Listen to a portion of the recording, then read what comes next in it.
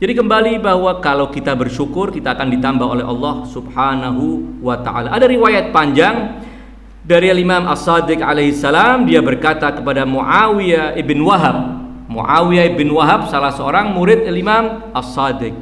Man u'tiya salasan lam yuhram salasan. Orang yang diberi 3 hal, dia tidak akan dihalangi dari 3 hal lain.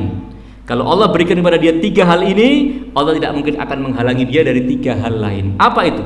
Man u'tiyad du'a u'tiyal ijabah.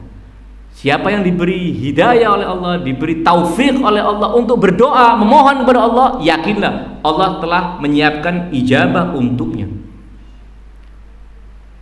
Yang kedua, wa man u'tiya syukra u'tiya ziyadah. Barang siapa yang diberi rasa syukur, berarti dia akan diberi tambahan oleh Allah. Wa man u'tiya tawakkula u'tiyal kifayah. Barang siapa yang diberi oleh Allah tawakal kepada Allah, Allah akan beri jaminan apa? Dia akan dijaga oleh Allah. Dia akan dipelihara oleh Allah. Dia akan dicukupi semua kebutuhannya oleh Allah. Fa innallaha azza wa jalla yaqul fi kitabih wa may yatawakkal 'ala Allah fa huwa hasbuh. Ini terkait dengan yang nomor 3. Wa la in syakartum la azidannakum, terkait dengan yang nomor 2. Dan yang terkait dengan nomor pertama, yang diberi doa akan diberi ijabah adalah ud'uni astajib lakum. Ada riwayat yang indah ingin saya bacakan juga dari Al-Imam Ali bin Musa Ridha. Perawinya adalah Sahal ibn Abdillah dari Ahmad ibn Umar. Dia berkata, aku masuk menemui Imam Abul Hasan Ar-Ridha alaihissalam. Aku bersama Husain ibn Thuwair ibn Abi Fakhitah. 2 orang, saya dan teman saya, masuk menemui Al-Imam Ar-Ridha. Ini insyaallah relevan mungkin dengan sebagian kita atau dengan seluruh kita, ya, riwayat ini, sehingga penting untuk saya bacakan. Ahmad ibn Umar berkata, ju'iltu fidak, semoga aku dijadikan tebusan untuk keselamatanmu wahai putra Rasulullah. Inna kunna fi sa'atin minar rizq wa ghadaratin minal aish. Kami dahulu memiliki rezeki yang lapang, hidup yang enak. Kemudian fataghayyaratil halu ba'dat taghayyur. Kemudian kondisi mulai sedikit berubah. Rezeki saya mulai agak menyempit. Kehidupan saya tidak lagi seenak yang sebelumnya. Ini insya Allah mengenai sebagian dari kita atau sebagian atau seluruh kita. Pasang surut kehidupan kita. Saat tertentu kita mendapatkan rezeki yang berlimpah, saat tertentu mulai sempit, saat tertentu hidupnya full nikmat, saat tertentu mulai berkurang nikmat-nikmat itu. Adakah kegelisahan dari Ahmad ibn Umar tersebut? Maka beliau berkata, fad'ullah azza wa jal an yarudda dzalika ilaina. Wahai putra Rasulullah, mohonkan kepada Allah, doakan agar rezeki itu kembali berlimpah dan kehidupan enak itu kembali lagi kepada kehidupan saya. Minta dikembalikan lagi seperti keadaan awal, hidup berlimpah, hidupnya nikmat. Maka kata Imam, ayu syai'in turidun takunu mulukan. Apa yang kalian inginkan ini? Apakah kalian ingin menjadi raja, hidupnya enak terus, hidupnya berlimpah harta dan kekayaan? Ayat kemudian Imam Ridha mengatakan, ayasurruka antakuna mithlu tahir wa harsama wa annaka ala khilafi ma anta alaih. Apakah engkau ayasurruka, apakah engkau suka antakuna mithla tahir wa harsama? Apakah kamu suka menjadi seperti orang yang namanya Tahir saat itu, yang nikmat hidupnya, kekuasaannya cukup mapan, kehidupannya luar biasa enak, kekayaannya berlimpah, dan seperti Harsama, namun wa annaka ala khilafi ma anta ali, tapi kamu menanggalkan keimananmu kepada wilayah Ahlul Bait. Maukah kamu? Ini pertanyaan Imam Ridha kepada si Ahmad ibn Umar. Qultu la wallah, demi Allah tidak. Jangan lagi cuma dikembalikan kehidupan seperti kehidupannya Tahir dan Harsama. La wallah ma yasurni anna liyad dunya bima fiha dhahaban wa fiddatan wa anni ala khilafi ma ana alai. Saya tidak ingin meninggalkan dan menanggalkan kondisi keimanan yang sedang saya hidupi, walaupun gantinya saya diberikan seluruh dunia ini emas dan perak buat saya. Maka kemudian Imam melanjutkan, faqal faman aisara minkum falyashkurillah. Karena itu, barang siapa yang diberi kelapangan rizki oleh Allah, kemapanan kehidupan, hendaknya dia bersyukur kepada Allah. Innallaha azza wa jalla yaqul la in syakartum la azidannakum. Ini riwayat panjang namun dipotong oleh penulis tafsir Kanzud Daqaiq. Kemudian riwayat lain yang ingin saya bacakan, riwayat dari Syekh Taifah, Syekh Tusi dalam kitab Al-Amali dengan sanad kepada Imam As-Sadiq alaihissalam. Beliau berkata demikian, talaqqaun ni'ama ya Sudairu bihusni mujawaratiha. Beliau berkata kepada sahabat beliau yang bernama Sudair, wahai Sudair, hadapi nikmat ini dengan berbaik sikap dalam bertetangga dengan nikmat-nikmat itu. Kamu sedang berteman dengan nikmat ini yang Allah kirimkan kepada kamu. Kamu harus bersikap baik kepadanya. Washkuru man an'ama alaikum, dan bersyukurlah kepada orang yang telah memberikan nikmat kepada kalian. Walaupun dari Allah, tapi lewat fulan, berterima kasihlah kamu kepada dia. Nanti ada riwayat yang lebih jelas dari ini akan saya bacakan. Kemudian wa an'imu ala man syakarakum, dan limpahkan pemberianmu, nikmatmu kepada orang-orang yang bersyukur kepadamu. Ada orang yang kamu beri kemudian dia bersyukur, beri tambahan. Sebagaimana Allah, kalau ada orang bersyukur, ada hambanya bersyukur, Allah tambah. Kamu berakhlaklah seperti akhlak Allah. Kalau ada orang yang kamu beri dan dia berterima kasih, tambahi. Tidak mesti saat itu juga, boleh jadi beberapa waktu yang akan datang beri lagi dia hadiah untuknya.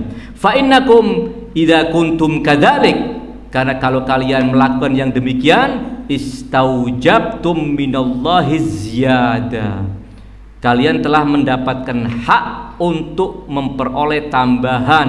Wa min ikhwanikumul munasaha, dan kamu berhak mendapatkan ketulusan dari saudara-saudaramu. Dari teman-temanmu akan bersikap tulus dan baik kepadamu, karena kamu juga bersikap baik kepadanya.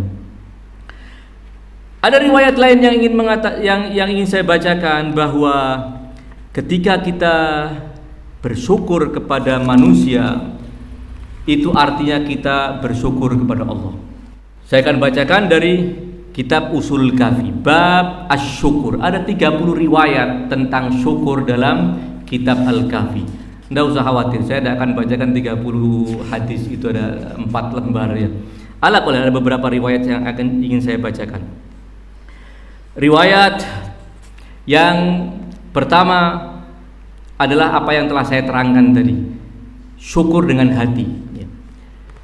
Imam As-Sadiq berkata demikian, ma an'amallahu ala 'abdin min ni'matin fa'arafaha biqalbihi wa hamidallaha zahiran bilisanih fatamma kalamuhu hatta yu'mara lahu bil mazid. Tiada seorang hamba yang Allah karuniakan kepadanya sebuah nikmat, lalu dia ketahui nikmat itu datangnya dari Allah, dan kemudian dia puji dengan lisannya, maka sebelum berakhir lisannya memuji dan bersyukur kepada Allah, Allah telah tetapkan baginya tambahan. Lalu riwayat-riwayat yang lain yang juga ingin saya bacakan adalah beliau mengatakan demikian, syukur dengan lisan. Imam Al-Sadiq berkata kepada Sofwan Al-Jammal, murid Imam Ja'far, dan juga murid Imam Musa Al-Kadzim sampai zaman Imam Musa Al-Kadzim yang digelari dengan Al-Jammal ya. Jammal artinya pemilik banyak onta. Ya kalau zaman sekarang ini orang punya travel ya, punya bis banyak, punya kendaraan banyak yang disewa-sewakan ya. Dia punya onta yang banyak disewa-sewakan untuk perjalanan orang-orang yang ingin melakukan perjalanan jauh, lengkap dengan pengawalnya ya. Ini Safwan Al-Jammal ya. Pernah ditegur oleh Imam Al-Kadzim alaihi salam. Dia sudah ada cerita sedikit. Ada transaksi dengan Harun, Khalifah Bani Al-Abbas yang kemudian tangannya berlumuran darah dengan membunuh Imam Musa Al-Kadzim alaihi salam. Harun mau berangkat haji. Sekali lagi, Harun mau berangkat haji, bukan mau melakukan perjalanan untuk iseng. Para raja sering berjalan untuk iseng. Apa? Berburu ke hutan-hutan, ya, iseng. Ini tidak. Perjalanan ibadah dari Baghdad ke Makkah Mukarramah untuk haji. Maka dia menyewa onta-ontanya Safwan tersebut. Punya ratusan onta. Disewa sekian puluh atau sekian ratus onta, disewa untuk rombongannya Harun sang khalifah. Transaksi terjadi, perjalanan tanggal sekian, balik tanggal sekian, ongkos sekian, sudah semua lengkap.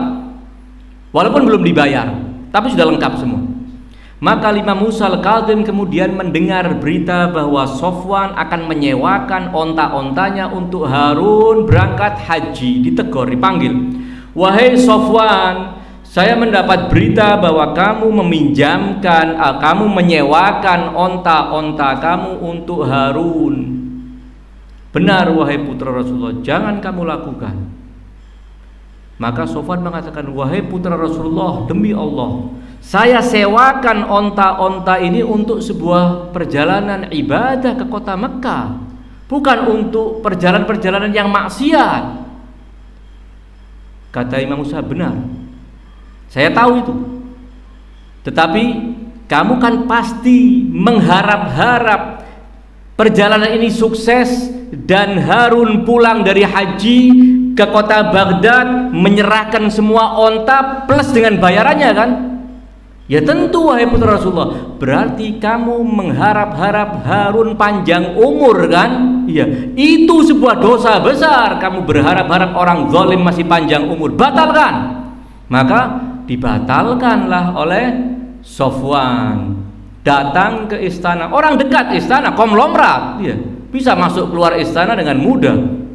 Datang kepada Harun, wahai Harun, sepertinya saya batalkan transaksi ini. Kenapa wahai Safwan? Saya sudah tua, saya tidak bisa mengawal perjalanan kamu sendiri, dan saya tidak bisa percayakan sepenuhnya kepada pegawai-pegawai saya. Jadi saya batalkan, kamu cari orang lain saja untuk ini. Kata Harun, wahai Safwan, saya tahu siapa yang membisiki kamu. Itu Musa tadi. Tahu Harun Rasyid. Karena ini syiahnya Imam Musa Al-Kadzim. Itu salah satu juga dari riwayat-riwayat yang bercerita tentang Safwan Al-Jammal.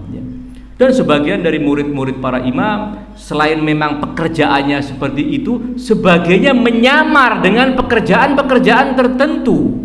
Ada yang kerjanya menyamar jadi jual minyak, sehingga di rumahnya banyak gentong-gentong minyak, padahal isinya bukan minyak, surat-suratnya para Syiah kepada para imam. Dimasukkan di gentong itu, kemudian dia seakan menjual minyak ke rumah imam, menyerahkan semua isinya, keluar lagi, tidak ada yang curiga.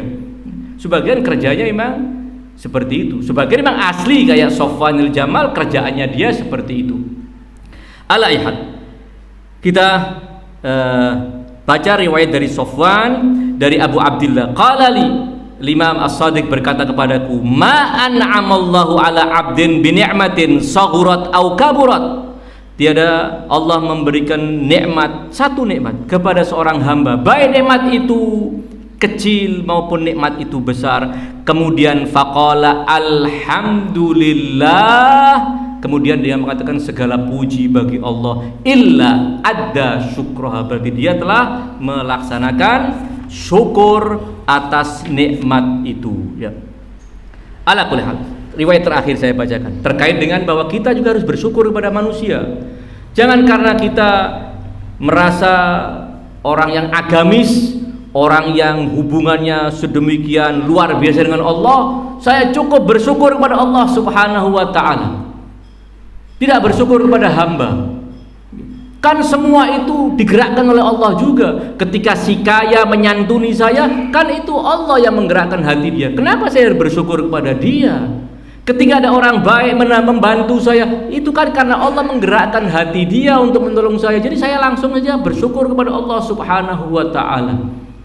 Seakan tidak mau mengakui ada keterlibatan hamba-hamba Allah yang dipekerjakan oleh Allah untuk menyampaikan nikmat itu kepada dia. Diabaikan semua itu. Tauhidnya terlalu tinggi tapi keliru. Tauhidnya terlalu tinggi tapi keliru. Tauhid yang benar adalah kamu juga harus menghormati, bersyukur kepada hamba-hamba yang Allah pilih menjadi channel sampainya rizki dan nikmat Allah kepada kita.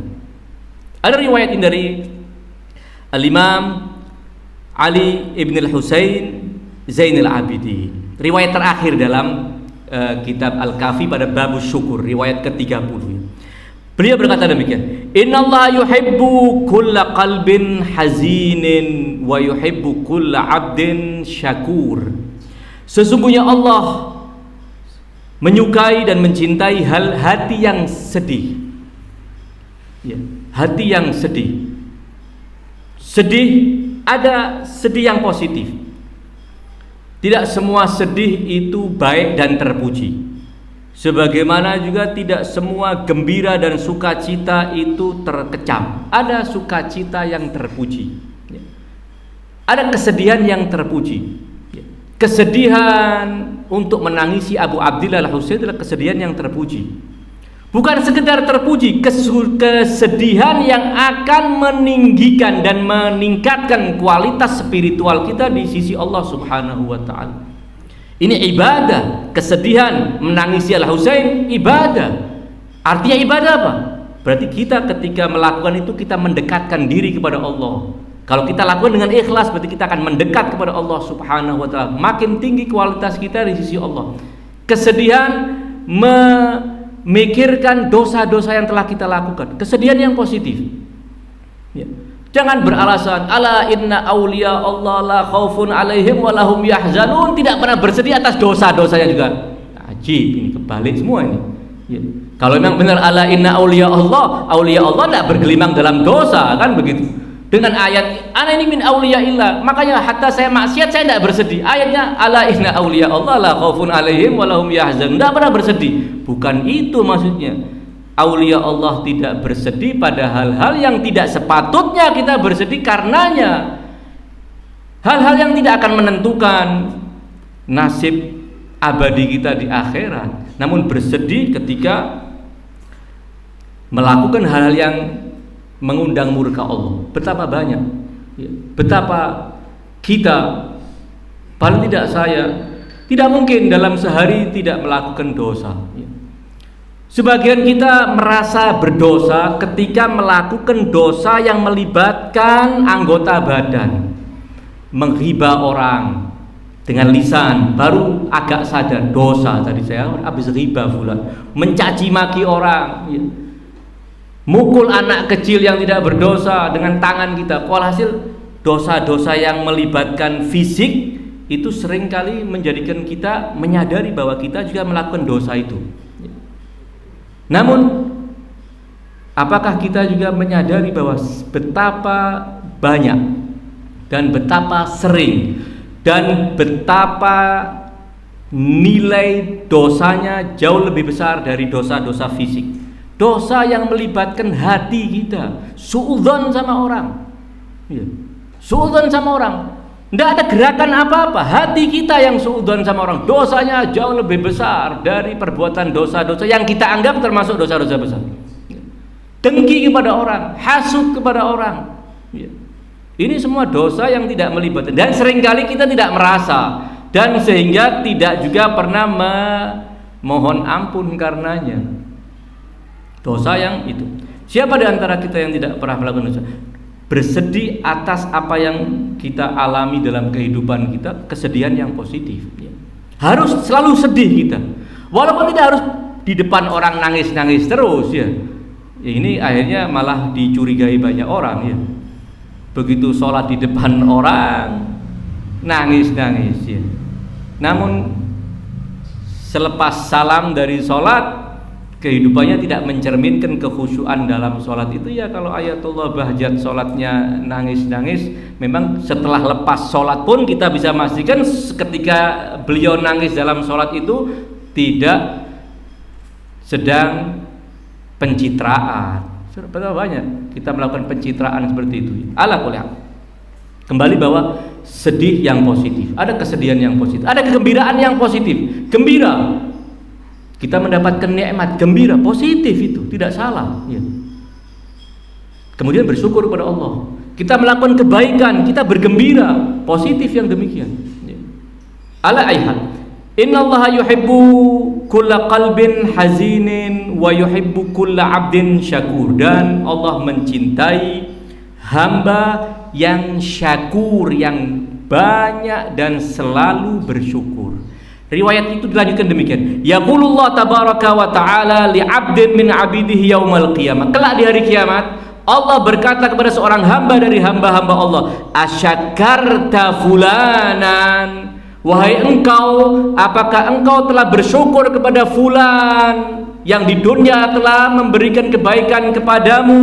Maka hamba yang sok mukmin kelas tinggi ini mengatakan, bal syakartuka ya Rabb, aku tidak berterima kasih dan bersyukur kepada fulan, tidak, cukup kepadamu aku bersyukur kepada Allah. Apa kata Allah? Fayaqul, Allah berfirman kepadanya, lam tashkurni idh lam tashkurhu, kamu tidak bersyukur kepadaku ketika kamu tidak bersyukur kepadanya. Syukur kepada orang yang menjadi jalannya kenikmatan kepada kita. Siapa yang paling besar nikmat yang kita terima melalui dia? Siapa perantara nikmat terbesar yang sampai kepada kita? Kedua orang tua kita. Andai bukan karena dia, kita tidak tercipta. Dan terciptanya kita adalah awal dan puncak kenikmatan yang dengannya kita akan mendapatkan berbagai macam kenikmatan. Kenikmatan dunia, kenikmatan akhirat. Siapa penyebab awalnya? Kedua orang tua kita. Karena Al-Quran mengatakan, anishkurli wali walidai, syukur kepadaku dan syukurlah kepada kedua orang tua kamu. Semua orang yang pernah berjasa kepada kita jangan pernah kita lupakan, dengan alasan yang penting kita syukur kepada Allah Subhanahu wa ta'ala. Berterima kasih, ucapkan di hadapan orang yang telah berbuat baik kepada kita, syukron, terima kasih. Tidak menjadi terhina kita berterima kasih kepada orang yang telah berbuat baik kepada kita, sekecil apapun kebaikan yang pernah orang lakukan kepada kita, ingat itu. Karena itu menjadi bukti kita syukur kepada Allah Subhanahu wa ta'ala. Kalau kita telah mengabaikan kebaikan-kebaikan orang, itu menjadi bukti bahwa kita punya jiwa laim, jiwa yang tidak tahu budi, tidak berterima kasih kepada orang yang telah berbuat baik kepada kita, adalah orang yang tidak tahu budi. Sekecil apapun kebaikan orang kita ingat, kita ucapkan terima kasih. Walaupun orang itu tidak mengharap-harap ucapan terima kasih dari kita. Dan apa bentuk terima kasih kita kepada dia? Kita doakan kebaikan untuk dia. Kita doakan, kita selipkan dalam doa-doa kita. Kalau perlu kita sebut namanya. Ini bukan dalam bentuk kita ingin menghinakan diri kita di depan orang yang telah berbuat baik kepada kita, tidak. Justru kita ingin meninggikan kualitas jiwa kita. Kita adalah orang yang berkualitas, bukan orang yang tidak tahu budi. Kita adalah orang yang tahu budi. Kita doakan kebaikan untuk dia. Kalau dia sudah meninggal, kita juga doakan kebaikan untuk dia di alam barzakhnya. Itu adalah ajaran agama, itu yang ditekankan. Kalau kamu tidak bersyukur kepadanya, lam tashkurni id lam tashkurhu. Thumma qal, kemudian Imam Zainal Abidin berkata demikian, ashkarukum lillah ashkarukum linnas. Orang yang paling bersyukur kepada Allah adalah orang yang paling banyak bersyukur kepada manusia atas kebaikan-kebaikan yang dia lakukan. Bukti bahwa dia orang yang paling banyak bersyukur kepada Allah adalah ketika dia berterima kasih kepada orang-orang yang telah berbuat baik kepada kita. Ini adalah satu bagian dari ayat tentang Nabi Musa yang Allah ceritakan, kemudian dicela-celai dengan satu ayat yang menjelaskan tentang prinsip yang sangat penting, yaitu prinsip bahwa Allah akan menambah nikmat bagi orang yang bersyukur dan Allah menyiapkan siksa yang pedih bagi orang yang mengingkari dan kufur akan nikmat tersebut. Setelahnya Allah lanjutkan ayatnya, namun insya Allah akan kita lanjutkan keterangannya pada pertemuan yang akan datang.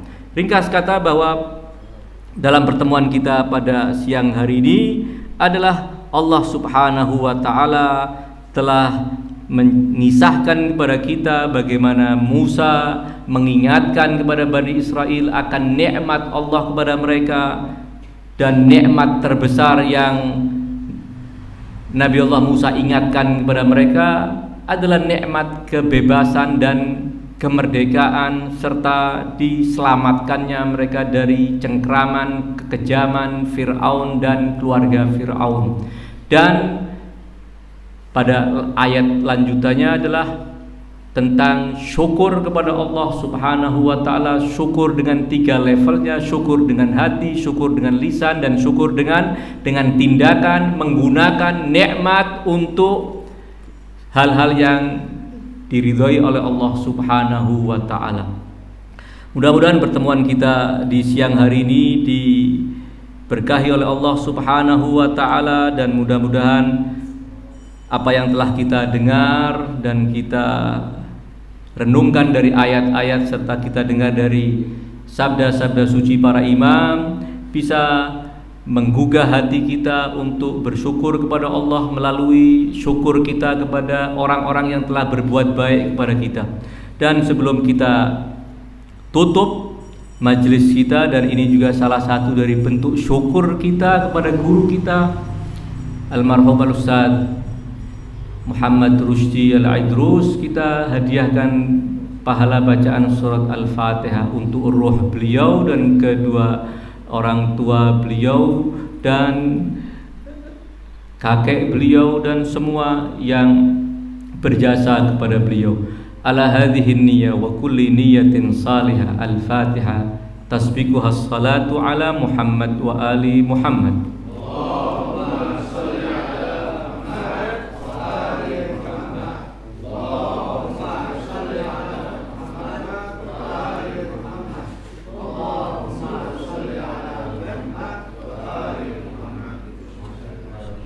Bismillahirrahmanirrahim. Alhamdulillahirabbil alamin arrahmanir rahim maliki yaumiddin. Iyyaka na'budu wa iyyaka nasta'in. Ihdinas siratal mustaqim. Siratal ladzina an'amta 'alaihim ghairil maghdubi 'alaihim waladdallin. Wassalamualaikum warahmatullahi wabarakatuh.